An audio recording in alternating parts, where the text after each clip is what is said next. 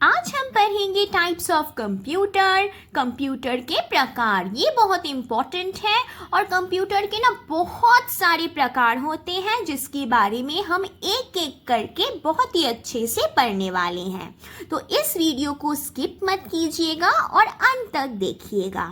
Types of computer, computer के प्रकार। ये पहले का चार्ट है, इसमें बहुत सारे परिवर्तन लाया गया है और वो चार्ट भी हम इसके बाद देखेंगे।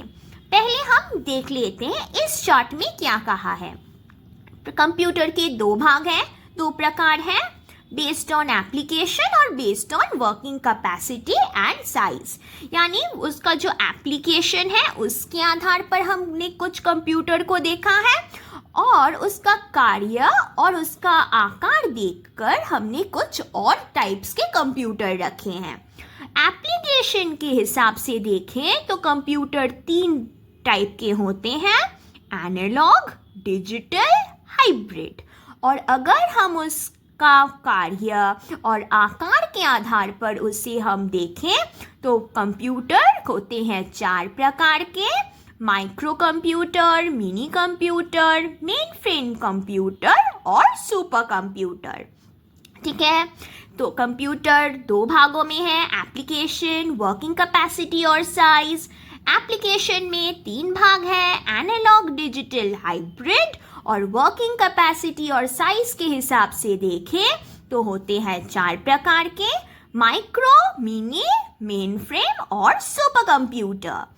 अब हमने देखा कि इस भागों में से पढ़ने से हम सही से सब कुछ पढ़ नहीं पा रहे हैं, तो इसीलिए हमने इन भागों को भी और भागों में बांट दिया। फिर आया ये टेबल आप कॉपी कर लीजिएगा, ये टेबल बहुत इंपॉर्टेंट है। Types of computer. अब देखिए, हम यहाँ से ये जो सारे टाइप्स हैं सभी के बारे में पढ़ेंगे। कंप्यूटर के प्रकार हम अभी 4 आधार पर देखेंगे। वो 4 आधार या 4 टाइप्स क्या है? पर्पस, प्रोसेसिंग कैपेसिटी, पावर और सर्विस।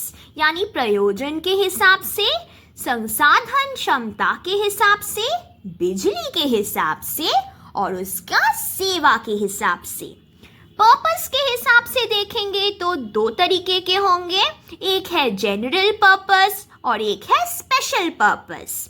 और प्रोसेसिंग कैपेसिटी यानी संसाधन क्षमता के हिसाब से देखेंगे तो होंगे 3 प्रकार के, जैसे हमने पहले भी पढ़ा था, एनालॉग, डिजिटल और हाइब्रिड। बिजली के हिसाब से देखेंगे तो micro computer, mini computer, main frame computer और सुपर कंप्यूटर। और अगर सेवा या फिर सर्विस के हिसाब से देखेंगे तो क्लाइंट कंप्यूटर, जिसे हम ग्राहक भी कहते हैं, टर्मिनल कंप्यूटर और सर्वर कंप्यूटर।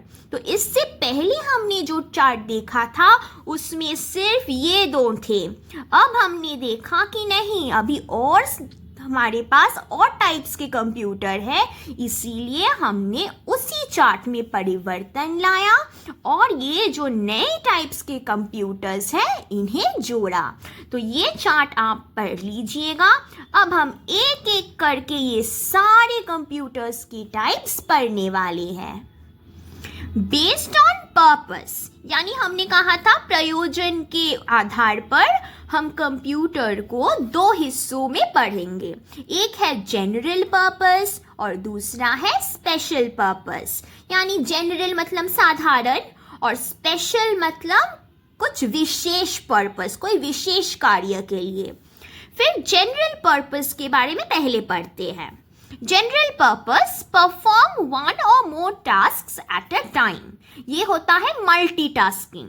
मल्टीटास्किंग मतलब जब आप एक ही समय एक से ज़्यादा कार्य करें तो उसे हम कहते हैं मल्टीटास्किंग।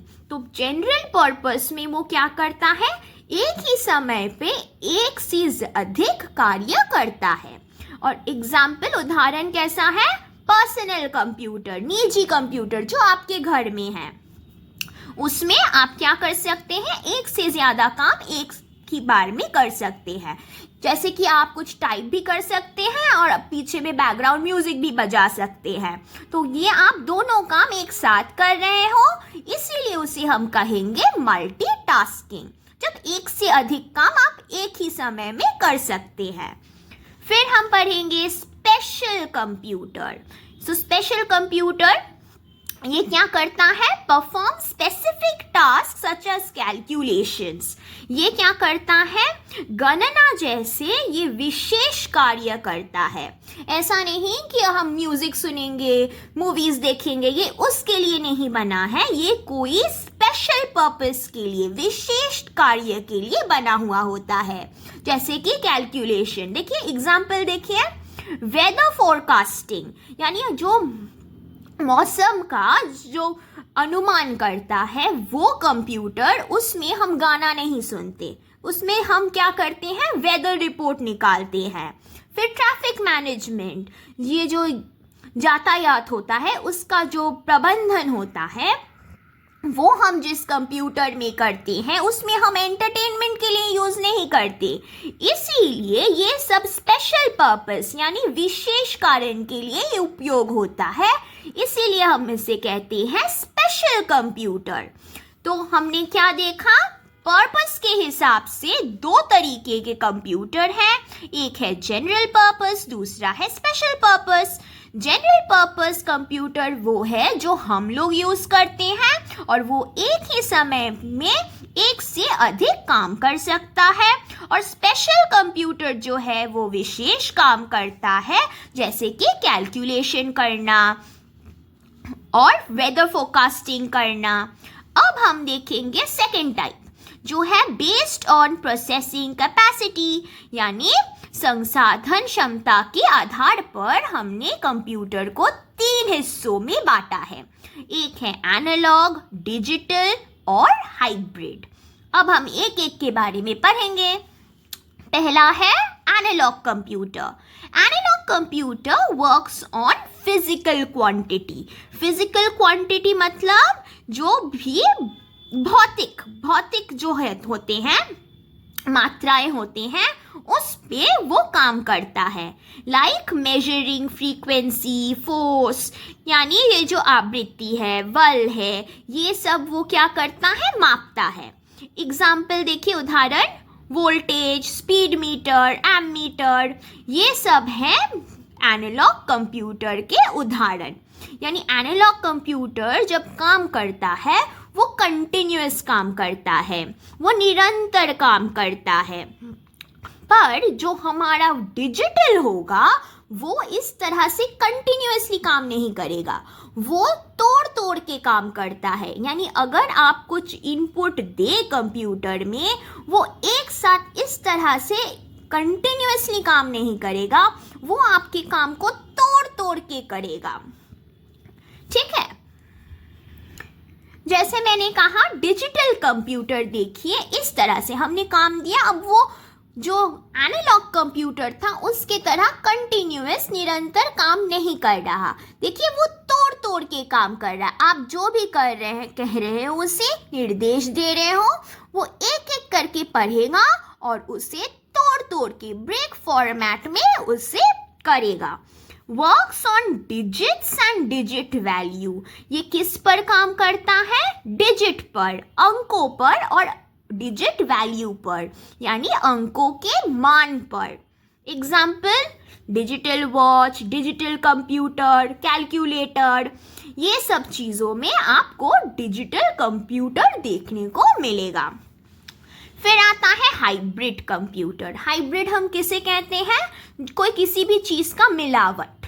तो इनपुट जो है, यानी हम जो इंस्ट्रक्शन, हम जो निर्देश कंप्यूटर को देंगे वो किस फॉर्मेट में होगा? एनालॉग डेटा में।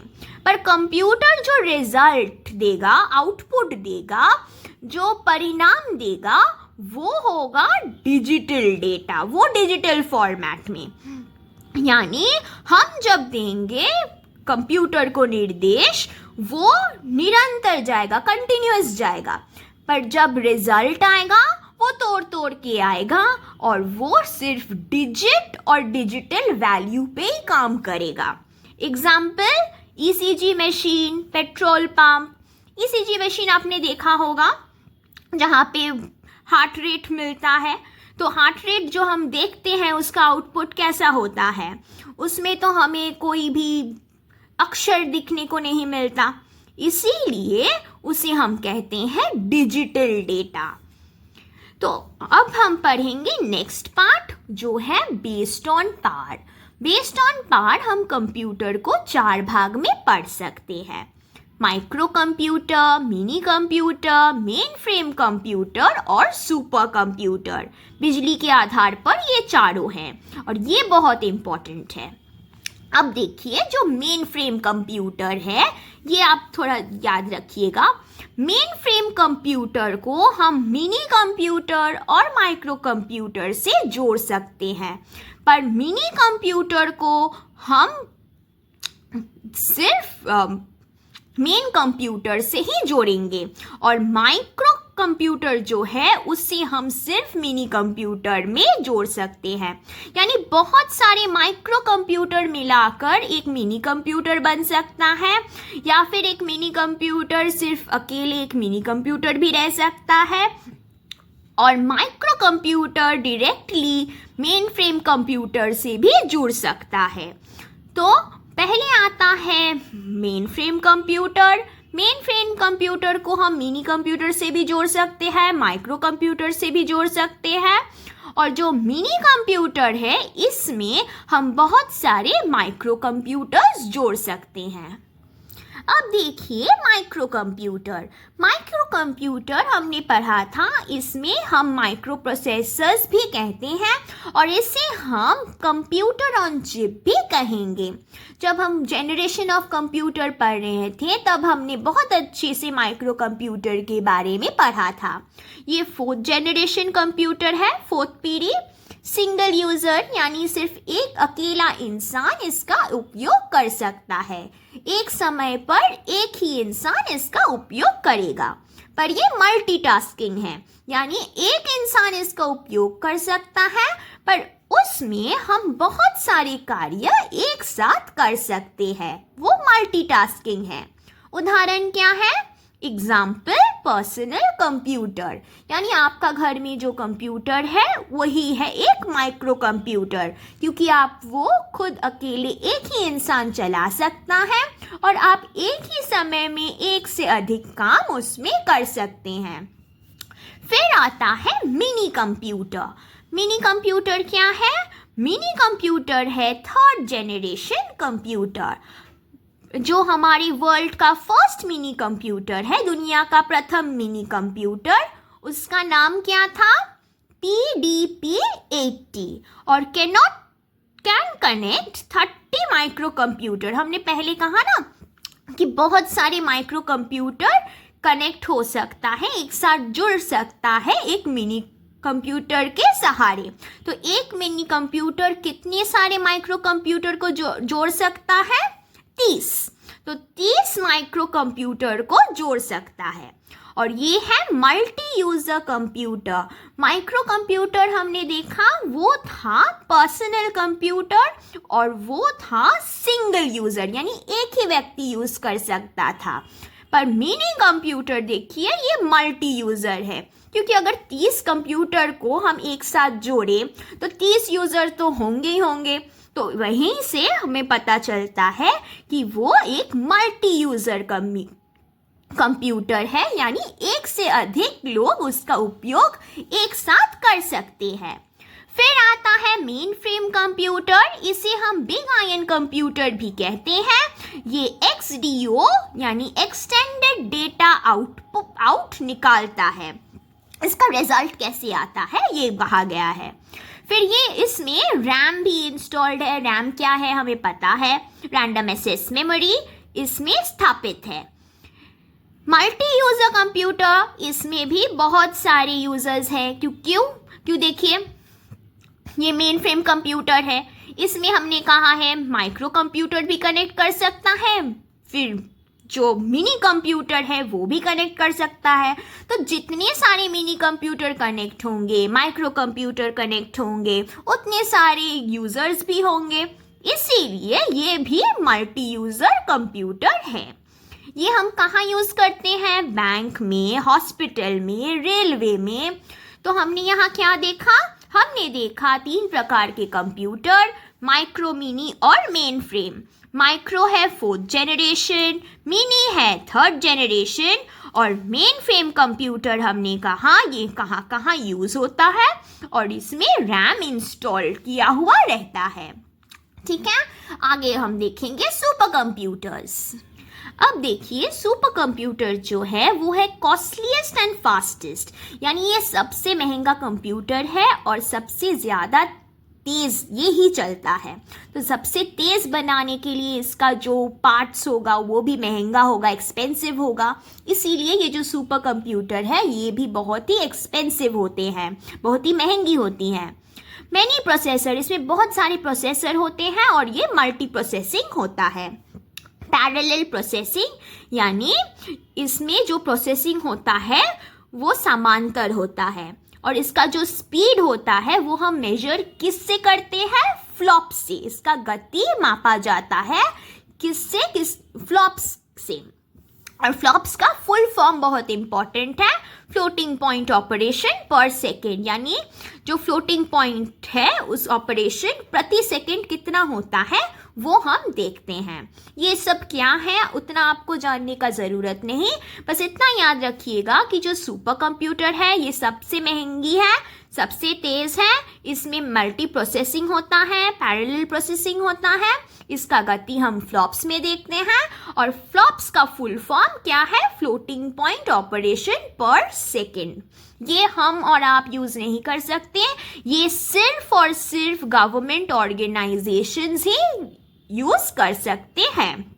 सिर्फ सरकारी जो संगठन होते हैं वही लोग इसका इस्तेमाल कर सकते हैं। ये यूज़ किया जाता है जैसे कि वेदर फोरकास्टिंग में, मौसम को देखने के लिए, उसका अनुमान लगाने के लिए वे लोग यूज़ करते हैं। यानी ये बहुत ही साइंटिफिक है, ये आप और हमारे लिए नहीं है। इंडिया का फर्स्ट सुपर कंप्यूटर, उसका नाम था परम 8000। ये कब हुआ था? 1 जुलाई 1991 में। और ये कौन सा कंपनी ने बनाया? CDAC कंपनी ने बनाया था। फिर अगर हम विश्व की बात करें, दुनिया की बात करें, तो दुनिया का प्रथम सुपर कंप्यूटर ये बनाया गया था, उसका नाम था क्रे K1, 1964 में बनाया गया था। और इसको बनाने वाला कौन था? CDC company. और CDC कंपनी का फुल फॉर्म है कंट्रोल डेटा कोऑपरेशन। तो यहाँ पे आपको सिर्फ याद रखना है इंडिया का प्रथम सुपर कंप्यूटर कौन सा था? परम 8000। और दुनिया का सबसे पहला सुपर कंप्यूटर कौन सा था? क्रे K1। और कौन सा कंपनी ने इसे बनाया था। अब हम देखेंगे आखिरी पॉइंट जो है बेस्ड ऑन सर्विस, यानी सेवा के आधार पर हम कंप्यूटर को कैसे भाग कर सकते हैं। एक है सर्वर, फिर है क्लाइंट, फिर है टर्मिनल। सर्वर होगा तो क्लाइंट तो होगा ही, ग्राहक चाहिए, वरना सर्वर किसको सर्व करेगा, किसको सेवा देगा। और फिर है टर्मिनल। सर्वर कंप्यूटर का काम क्या है? एक नेटवर्क क्रिएट करना, एक नेटवर्क बनाना। किसके बीच में नेटवर्क बनाना? सर्वर और क्लाइंट के बीच में एक कनेक्शन बनाना। मतलब सर्वर और क्लाइंट को ये जो सर्वर कंप्यूटर है वो जोड़ के रखता है। इसके भी कुछ प्रकार हैं, आपको सिर्फ प्रकार के नाम याद रखने हैं। File server, web server, mailing server, application server और डेटा सर्वर। इससे ज़्यादा आपको कुछ जानने का ज़रूरत नहीं। फिर देखिए क्लाइंट कंप्यूटर, सर्वर किसको भेजेगा? क्लाइंट को ही भेजेगा ना, ग्राहक को ही भेजेगा। तो क्लाइंट कंप्यूटर क्या करेगा? जो भी सर्वर भेज रहा है उसे वो लेगा, उसे वो प्राप्त करेगा। तो client computer receives information from server computer. जो सर्वर कंप्यूटर है उससे ये क्लाइंट कंप्यूटर क्या करेगा? इंफॉर्मेशन यानी सूचना उसे रिसीव या फिर प्राप्त करेगा। नोड्स और होप कंप्यूटर, ये कंप्यूटर के नाम है, टाइप्स है। तो जो क्लाइंट कंप्यूटर है इसके टाइप्स होते हैं नोड्स, फिर होप, ये कुछ उदाहरण हैं। फिर आता है टर्मिनल कंप्यूटर।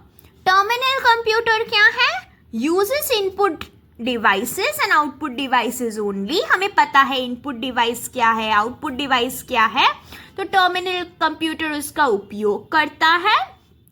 2 टाइप्स, इसके 2 प्रकार होते हैं, एक है डम टर्मिनल और दूसरा है इंटेलिजेंट टर्मिनल। ये क्या है उतना जानने का कोई ज़रूरत नहीं, सिर्फ नाम याद रखिएगा। टर्मिनल के 2 प्रकार हैं, एक है डम, एक है इंटेलिजेंट, और इसका जो प्रोसेसिंग है ये 0% के बराबर होता है। ठीक है, तो अगर हम देख लेते हैं इन तीनों को। सर्वर कंप्यूटर क्या करता है? सर्वर और क्लाइंट को जोड़ के रखता है। इसके कुछ प्रकार हैं जिसके नाम हमने पढ़ लिया।